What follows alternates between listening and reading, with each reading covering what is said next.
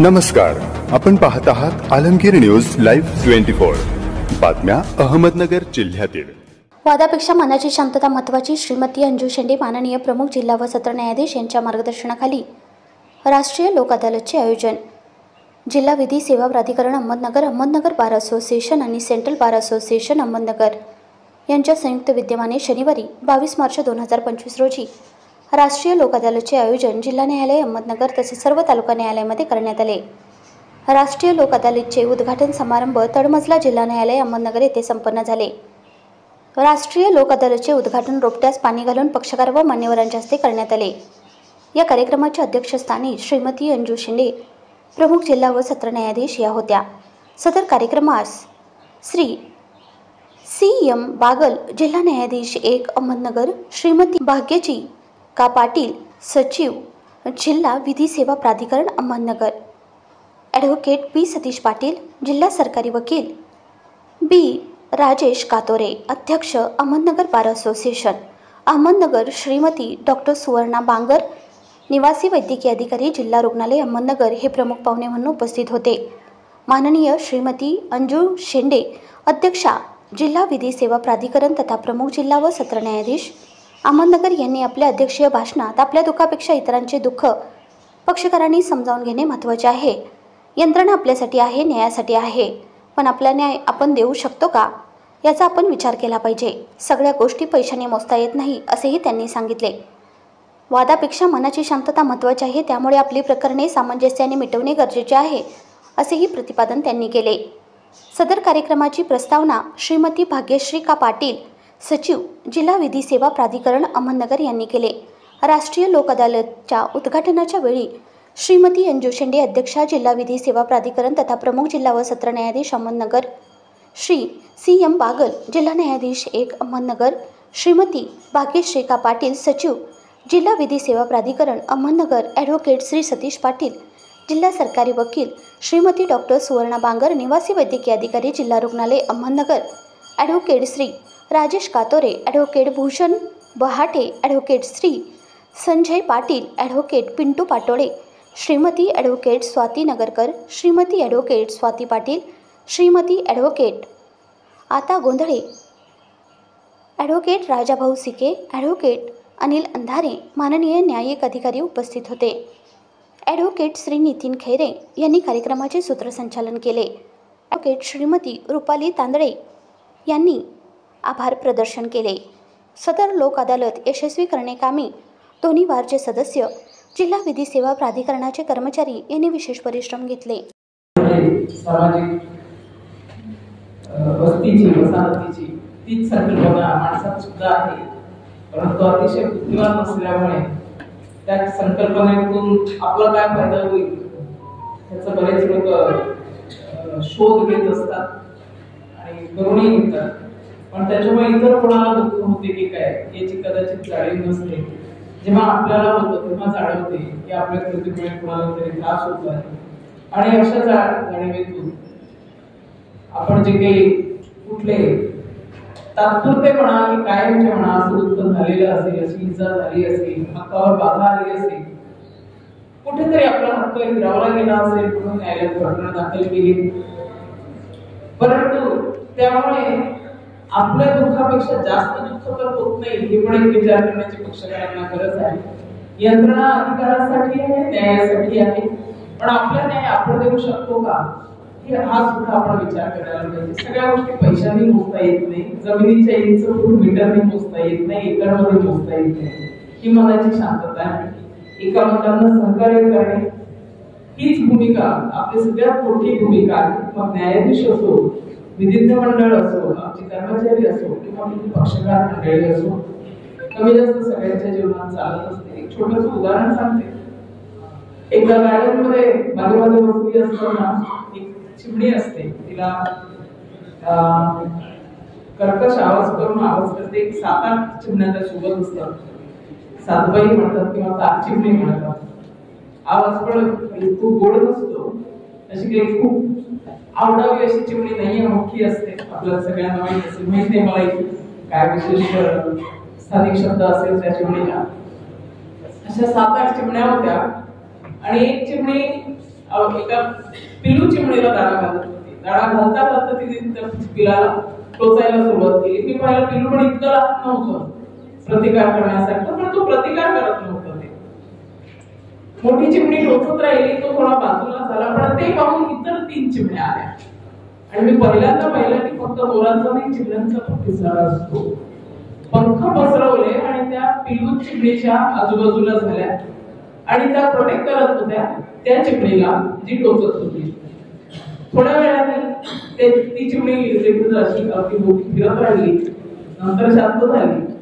त्या पिलांनी स्वतःचे दाणे खायला सुरुवात केली आणि त्या 3 चिमण्या बाजूला झाल्या आणि पुन्हा ते 2 पिल्लू आणि तिची आई होती ही माझ्या लक्षात आली. पहिल्यांदा पाहिल्याबरोबर मला असं वाटलं की ही चिमणी सुद्धा क्रूर असते का? ती पिल्लाला टोचते, दाणा खाऊ घालता घालता त्याला खाऊ देते आणि बाकीच्या चिमण्यांना त्याला जी टोचत होती ते आवडत नव्हतं म्हणून ते प्रोटेक्शनला आल्या, पण ते प्रोटेक्शन तात्पुरतं होतं. ते पिल्लू पुन्हा आईजवळ येतात. हीच आपली भूमिका असते. जे काही वाद आहेत तात्पुरते असतात, कदाचित उद्वेग असतो, त्यावेळेला रागाच्या भरात काही समजण्याच्या स्थितीत नसतो माणूस, किंवा हक्कामुळे आणि अधिकारामुळे आपल्या अधिकारावर जे काही गदारी किंवा अन्याय झाला ही भावना मोठी झाल्यामुळे आपण प्रकरण दाखल केलं, पण एक पाऊल पुढे केलं असतं तर कदाचित हे झालं नसतं असंही होऊ शकतं. कधी कधी एका माफीच्या शब्दाने सुद्धा प्रकरण सुटतात आणि कधी कधी आपण फक्त अबोलाटपणा म्हणूनही प्रकरण चालत राहतात. तशा कोणत्याही पद्धतीने थोडं कमी जास्त सगळ्यांच्या आयुष्यात चालतं. आपण आलो आहे, जे घेऊन आलोय तेवढंच घेऊन जाणार आहे ही भावना कोणाच्याही मनात असू नये आणि कोणतेही वाद पुढच्या पिढीला बक्षीस देऊ नये असं मला वाटते. आपण सर्व पक्षकारांनी इथे जी काही हजेरी लावली आणि आपण या जोडलेल्या यशस्वी करण्यास मदत करता, या सगळ्यांना माझं एकच आवाहन आहे की वाद मिटवा आणि तो कायदेशीर पद्धतीने मिटवा.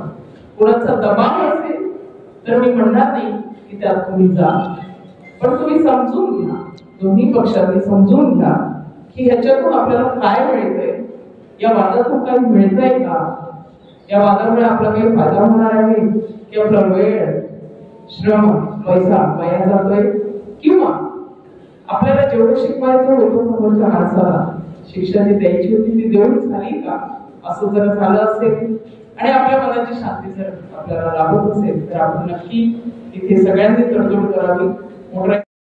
आणि मार्गदर्शक जिल्हा विधी सेवा प्राधिकरणाचे अध्यक्ष तथा माननीय प्रमुख जिल्हा न्यायाधीश अंजू शेंडे मॅडम, माननीय जिल्हा न्यायाधीश बाबा साहेब, अहमदनगर बार असोसिएशनचे अध्यक्ष माननीय ॲडव्होकेट कातोरे साहेब, जिल्हा सरकारी वकील माननीय सतीश पाटील साहेब, सर्व सन्माननीय न्यायाधीश advocate Sanjay Patil, advocate Vishnu karate, advocate Shirke, advocate Nagarkar, advocate Swati Patil, या ठिकाणी उपस्थित सर्व सन्माननीय विधिज्ञ, सर्व कर्मचारी आणि लोक अदालतचे केंद्रबिंदू असलेले सर्व पक्षकार बंधूंनी, विस्कटलेले घरटे तेव्हा आनंदाने दिसले होते. विस्कटलेले घरटे तेव्हा आनंदाने दिसले होते. लोक अदालतमध्ये जेव्हा त्यांचे प्रकरण मिटले होते, लोक अदालतमध्ये जेव्हा त्यांचे प्रकरण मिटले होते.